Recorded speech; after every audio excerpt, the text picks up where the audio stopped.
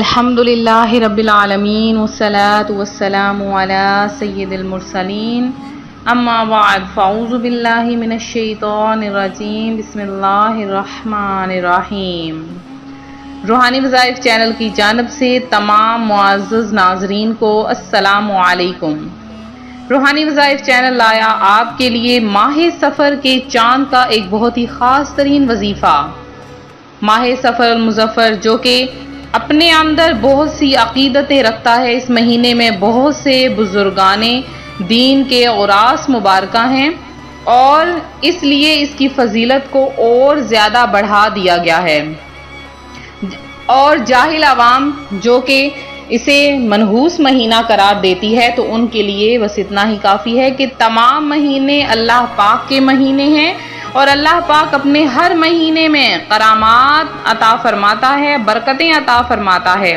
لہٰذا اس مہینے کو بدشگونی کا مہینہ قرار نہیں دینا چاہیے۔ بعض لوگ اس مہینے کو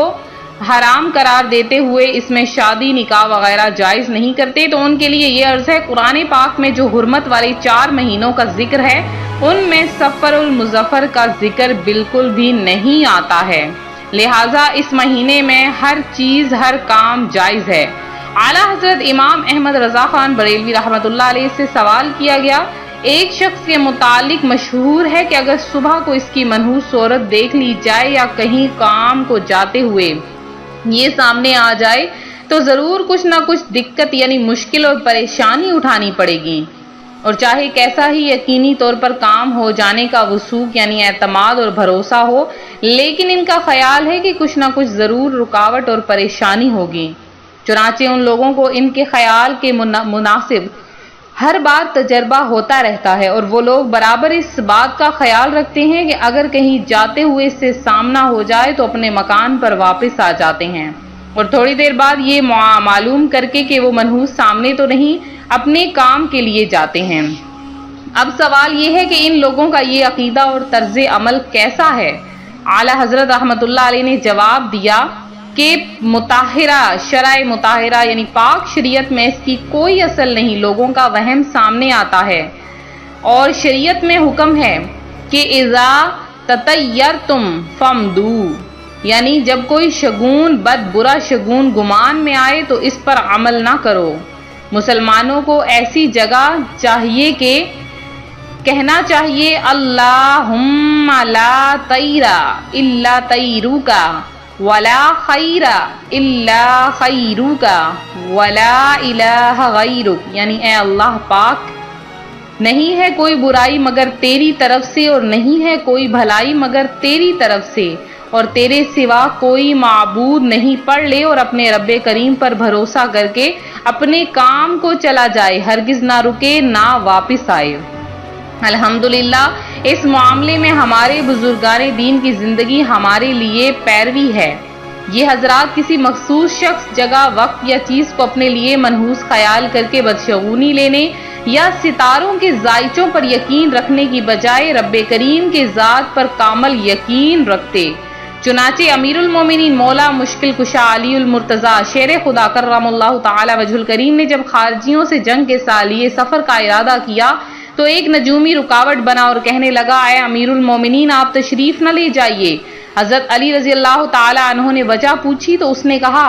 اس وقت چاند عقرب یعنی آسمان کے برجوں میں سے ایک برج میں ہے، اگر آپ اس وقت تشریف لے گئے تو آپ کو شکست ہو جائے گی۔ یہ سن کر حضرت علی رضی اللہ تعالی عنہ نے جواب دیا، نبی کریم صلی اللہ علیہ وآلہ وسلم اور حضرت سیدنا صدیق و عمر رضی اللہ تعالی عنہما نجومیوں پر اعتقاد نہیں رکھتے تھے، میں اللہ پاک پر بھروسہ کرتے ہوئے اور تمہاری بات کو جھوٹا ثابت کرنے کے لیے ضرور سفر کروں گا۔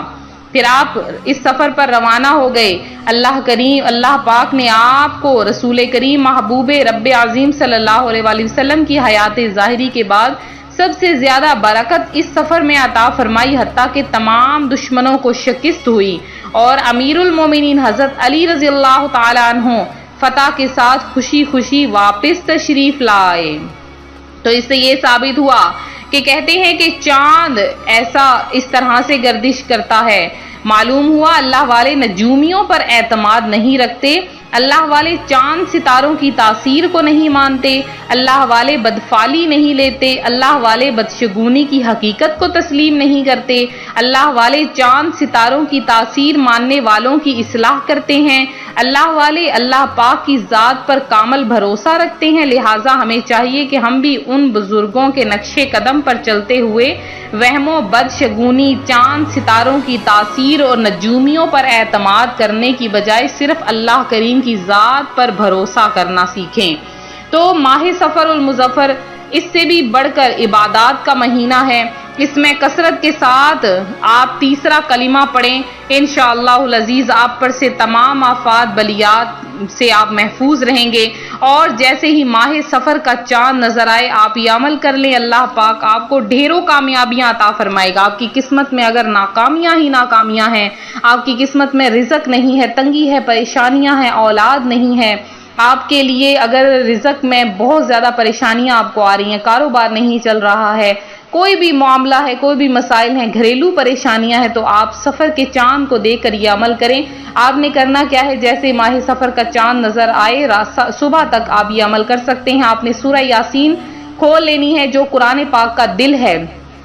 اور جب پہلی اور دوسری مبین پر آپ پہنچے تو وہاں پر آپ نے 3 مرتبہ سورہ فاتحہ پڑھنی ہے۔ جب سورہ یاسین کو پڑھیں اور سورہ یاسین کی پہلی مبین پر بھی آپ نے سورہ فاتحہ 3 بار اور دوسری مبین پر بھی 3 بار سورہ فاتحہ پڑھ کے اپنی سورہ یاسین کو مکمل کر لینا ہے۔ اول آخر آپ نے 3 بار درود پاک پڑھنا ہے اور دعا مانگنی ہے، یا باری تعالیٰ میری فلاں حاجت کو پورا کر دے۔ تو 3 حاجات آپ مانگ سکتے ہیں، اللہ پاک آپ کی 3 حاجتوں کو پورا کر دے گا انشاءاللہ العزیز۔ آپ کا یہ عمل ضرور کامیاب ہوگا جب آپ اس عمل کو کر لیں۔ اس عمل کی عام اجازت ہے، اور آپ لوگ کم از کم 20 بار درود پاک پڑھ کے ضرور کمنٹ سیشن میں میسج کریں، انشاءاللہ تعالیٰ آپ کا نام خصوصی دعا میں شامل کیا جائے گا۔ اس کے علاوہ میرے جن بہن بھائیوں نے خصوصی دعا میں حصہ لیا ہے ان کا نام بھی میں دعا میں شامل کروں گی۔ نوری مرزا ہیں، یاسمین نگار ہیں، فریدہ بی بی ہیں، اس کے علاوہ عابدہ خاتون ہیں جنہوں نے دعا میں حصہ لیا ہے۔ اس کے علاوہ راجہ تحسین ہیں، احمد ہیں، اور انس غوری ہیں، مبین الحق ہیں، علمہ فاطمہ ہیں، مہرو جی ہیں، تجمل حسین ہیں، اور گڈو قریشی ہیں، سمینہ خان ہیں، نعیم چوہان ہیں، اس کے علاوہ ناہید خانم ہیں، عائشہ راجپوت ہیں، عبد الخلیق ہیں، غزالہ پروین ہیں جنہوں نے دعا میں حصہ لیا، اور اس کے علاوہ